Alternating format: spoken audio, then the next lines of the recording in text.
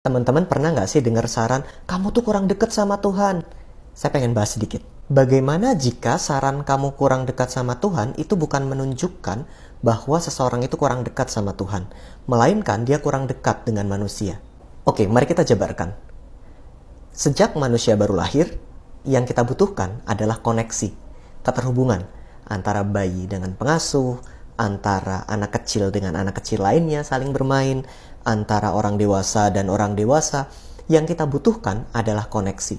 Sementara budaya kita mengajarkan kita untuk mengabaikan naluri ini.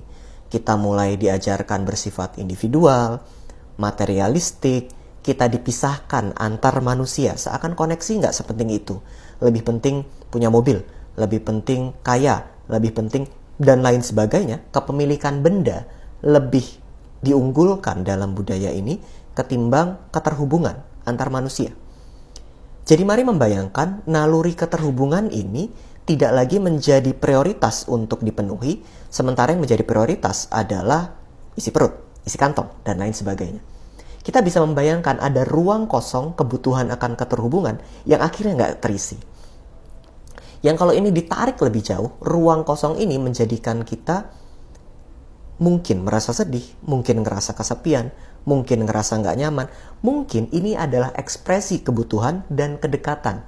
Kedekatan dengan siapa? Dengan manusia lain. Tapi karena individualisme ini, karena sikap dan budaya yang menjadikan kita terpisah satu dengan yang lain, maka dorongan untuk terhubung ini bisa dinilai sebagai hal yang buruk, negatif.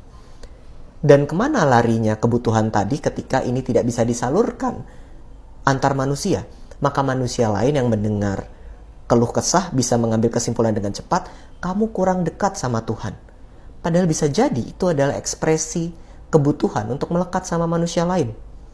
Ekspresi bercerita, ekspresi membutuhkan empati, ekspresi membutuhkan welas asih, keterhubungan yang kemudian dipotong oleh budaya seakan-akan itu kesalahan personal dan kemudian kita lemparkan dengan saran sederhana, kamu kurang dekat sama Tuhan. Bagaimana jika dia bukan kurang dekat sama Tuhan?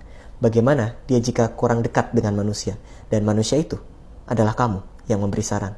Semoga kita bisa memberi saran lebih baik dan memberi ruang untuk rasa sakit